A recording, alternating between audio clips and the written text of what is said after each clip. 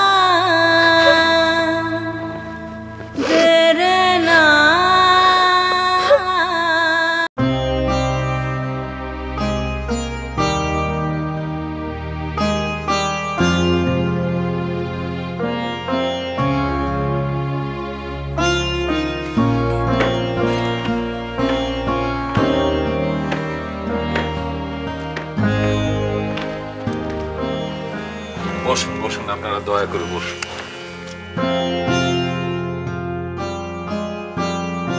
এসো এসো এসো প্রদীপ্ত, তুমি আমার পাশটিতে বসো। বসুন বসুন।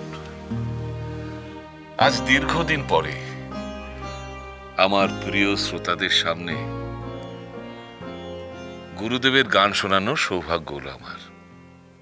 ইনসাইট ইন্ডিয়া টিভি চ্যানেলকে উদ্যোগের কারণে অশেষ ধন্যবাদ। এই যে আমি দীর্ঘদিন পরে শ্রোতাদের সামনে এসে দাঁড়ালাম, তাদের সঙ্গে হৃদয়ের দুটো কথা আদান প্রদান করলাম বা একটা দুটো গান গাইলাম, এই প্রসঙ্গে কিছু সাংবাদিক বন্ধু বিস্ময় প্রকাশ করে আমাকে নানা প্রশ্ন করেছেন। তাই আমি ভাবলাম যে আমার সমস্ত সাংবাদিক বন্ধুদের আজ একই সঙ্গে ডেকে তাদের বিস্ময় এবং কৌতূহলের নিরসন করাটাই শ্রেয়। একই সঙ্গে আমার নাতনি সোহিনী অন্য একটি টিভি চ্যানেলে যে অনুষ্ঠান করছেন তার সম্বন্ধে আপনাদের মনে যা যা প্রশ্ন এসছে তার উত্তর আজকে আমি দিতে পারবো বলে আমার বিশ্বাস।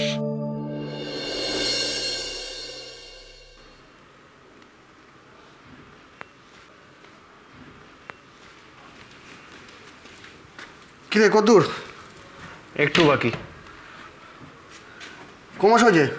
ডিসেম্বর অবধি। মাত্র ডিসেম্বর? হ্যাঁ, আরে হাত চালা হাত চালা, আজকে সব কমপ্লিট করতে হবে। আর শোন, হিসেবটা কমপ্লিট হলে শিবতলা আমার ঘুরে আসবি, দেখবি কাজ কত দূরে গেলো।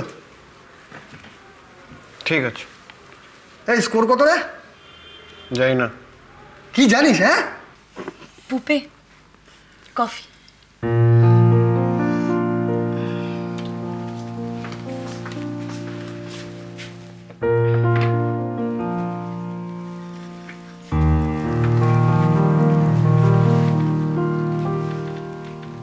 কি হলো, কফিটা খাও। কি ভাবছো বলো তো তখন থেকে? তো আমার ভালো লাগছে না পুপে। আমার মন বলছে যে ভুম্বল তোমার গান শুনেছে, কিন্তু প্রদীপ তো কেন এলো না? ও তো বলেছিল ঠাকুরদাকে বাড়ি ছেড়ে দিয়ে এসে আমায় নিয়ে যাবে। আমাদের দু তিনটে জায়গায় যাওয়ারও ছিল, গোড়াকে খুঁজতে। আরে বাবা, সেটা নিয়ে তো চিন্তা করার কি আছে? কোথাও আটকে গেছে হয়তো। কি জানি ঠাকুরদা আজ ওকে কেন আমার সাথে আসতে দিলেন না? উনি কিছু বুঝতে পারেননি তো? সেখানেই তো আসল ভয়টা। শোনা যায় আপনার নাতনি আপনার ছায়া, তাকে আপনি আপনারা তো সেই বড় করেছেন, আপনি নিজে গান শিখিয়েছেন। ঠিকই শুনেছেন আপনারা। তাহলে সে শহর টিভিতে অ্যাপিয়ার করলো কেন? দুটো রাইভাল চ্যানেলে রাইভাল শোতে আপনারা দুজনেই পারফর্ম করছেন, এতে তো সকলেই আশ্চর্য হয়ে গেছে। এটা তো খুবই স্বাভাবিক।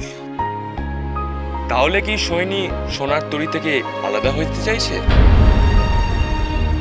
আচ্ছা, আপনি যদি হঠাৎ করে বলেন যে এই বাতাসে আর নিঃশ্বাস নেব না, এই আলোয় চোখ মেলব না, এই মাটির দেওয়া অন্ন গ্রহণ করব না, সেটা কি সম্ভব? এটা কি আপনি কখনো এইভাবে চাইতে পারেন? আর এমন অদ্ভুত ইচ্ছা আপনার কি হতে পারে কখনো? আচ্ছা ঝিনুক, আজকে কবিনগরে ওনার পারফরমেন্সটা কিরকম হলো? কোনো ফিডব্যাক পেলি? না, এখনো তো তেমন কিছু। আমার খুব অস্থির লাগছে। আমার বাড়ি যেতে হবে। আরে তুমি বসো না একটু, তুমি কফিটা শেষ করো, আমরা না হয় তোমাকে বাড়ি পৌঁছে দিয়ে আসবো। এক মিনিট, আমি পিকুকে একটা ফোন করছি। আমি ওকে বলেছিলাম কবিনগর দেখে রাখতে। দেখি ওর কাছে কোনো হ্যালো, হ্যাঁ পিকু, কি রে দেখেছিস?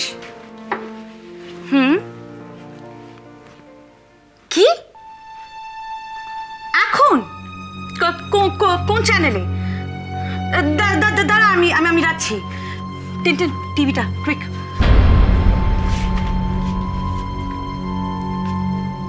শহর টিভির ঠাকুর থাকবে কতক্ষণ শোটিকে লোকে গোড়ার শো বলে জানে, আর গোড়ার সাথে সৈনির ঘনিষ্ঠ বন্ধুত্বের কথাটাও লোকে বলা বলি করছে।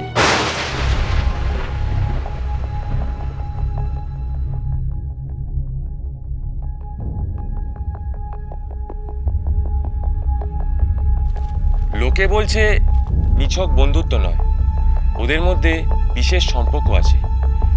এই সম্পর্কের জন্যই গোড়াকে নিরুদ্দেশ হয়ে যেতে হয়েছে, আর তার জন্যই সোহিনী আপনার বিরুদ্ধে বিদ্রোহ করে শহর টিভিতে গান গাইছেন।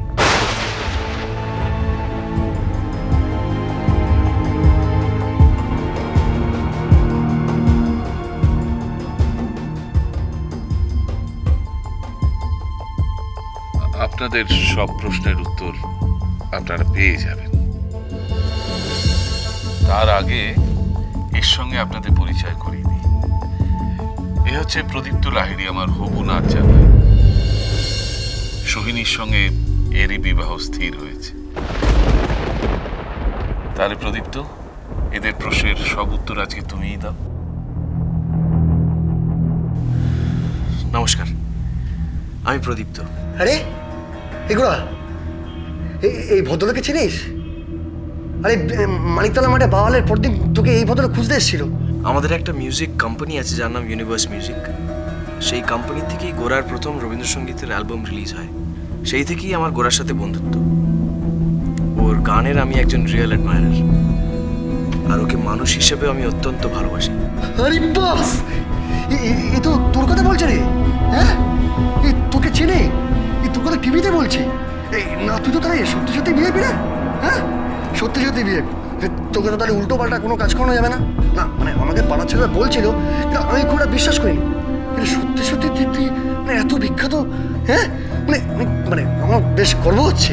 কিন্তু সোহিনীর এই গোড়ার অনুষ্ঠান করাটা, সোহিনীকে আমি অনুরোধ করেছিলাম গোরার শোটা কন্টিনিউ করার জন্য। সে আমার অনুরোধ রেখেছে এবং তার জন্য আমি ওর কাছে অত্যন্ত কৃতজ্ঞ।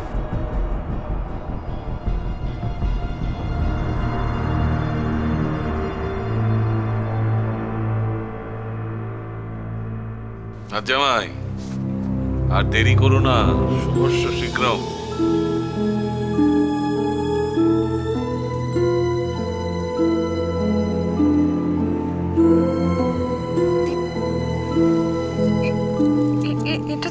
এটা তুমি কি করছো?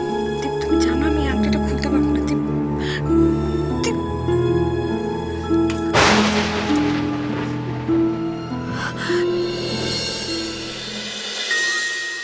গানে